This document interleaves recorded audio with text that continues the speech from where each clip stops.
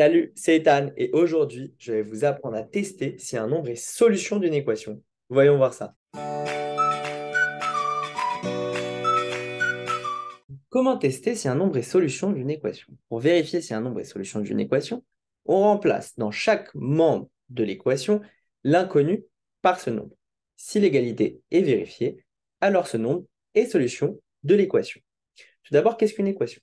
Une équation est composée de deux membres quantitatifs avec des nombres et des inconnus, plus généralement x, qui sont séparés par un signe égal. Donc l'équation la plus simple que nous avons, c'est une équation du type x égale 2.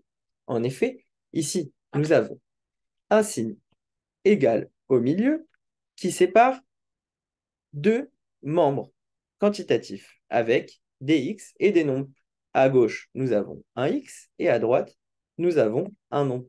Donc ici, quand on dit x égale 2, ça veut dire que la valeur de x va être 2. Donc chaque membre est égal à la même chose. 2 égale x, x égale 2.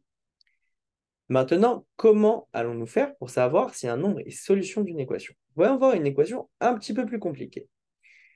2x moins 4 égale 0. Donc là, je veux savoir si 2, par exemple, est solution de l'équation 2x moins 4 égale 0. Donc, ça veut dire quoi? Ça veut dire que si nous remplaçons notre inconnu x par 2, nous aurons de ce côté-là 0, puisque de l'autre côté du signe égal, nous avons un 0. Donc, remplaçons x par 2 et vérifions.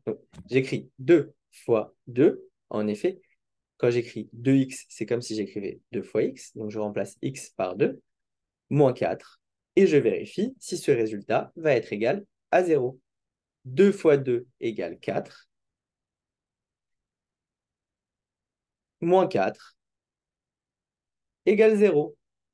Donc là, je remarque que j'obtiens un 0 ici qui correspond à ce 0. Donc 2 est bel et bien solution de l'équation 2x moins 4 égale 0. Maintenant, voyons voir un exemple un peu plus compliqué avec deux vérifications de nombres. Donc ici, nous avons 4x moins 3 est égal à 2x plus 10. Et premièrement, ce que je veux vérifier, c'est si 11 est solution de l'équation. Donc je vais vérifier les deux membres de l'équation en remplaçant x par 11 et je vais vérifier si l'égalité est conservée. Donc je vais commencer par le premier membre, c'est-à-dire 4 facteurs de x moins 3. Je vais réécrire 4 facteurs de x moins 3 en remplaçant x par 11. Donc je vais écrire 4 fois, entre parenthèses, 11 moins 3. Ici, j'ai tout simplement remplacé x par 11,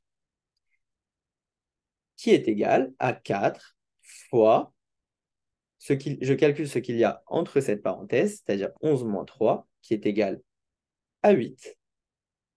Et 4 fois 8 est égal à 32. Maintenant, je vais remplacer x par 11 dans ce membre de l'équation et je vais vérifier si le résultat sera 32.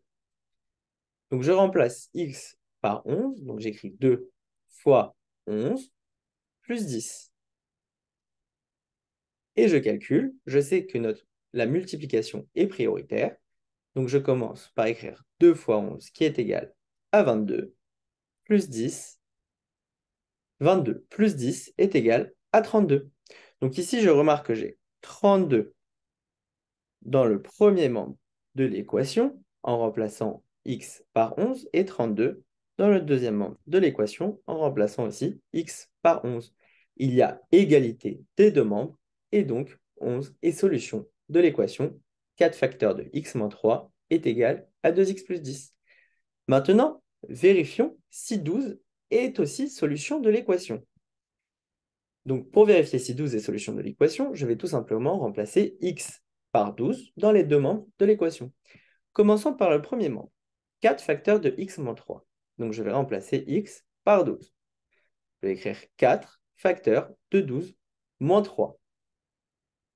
Je calcule tout d'abord ce qu'il y a dans la parenthèse. Donc, 4 facteurs de 12 moins 3 est égal à 4 fois 12 moins 3, qui est égal à 9. Et 4 fois 9 est égal à 36. Maintenant, vérifions si, en remplaçant x par 12 dans ce membre de l'équation, je vais également obtenir 36. Donc, je vais remplacer x par 12. Donc, je vais écrire 2 fois 12 plus 10.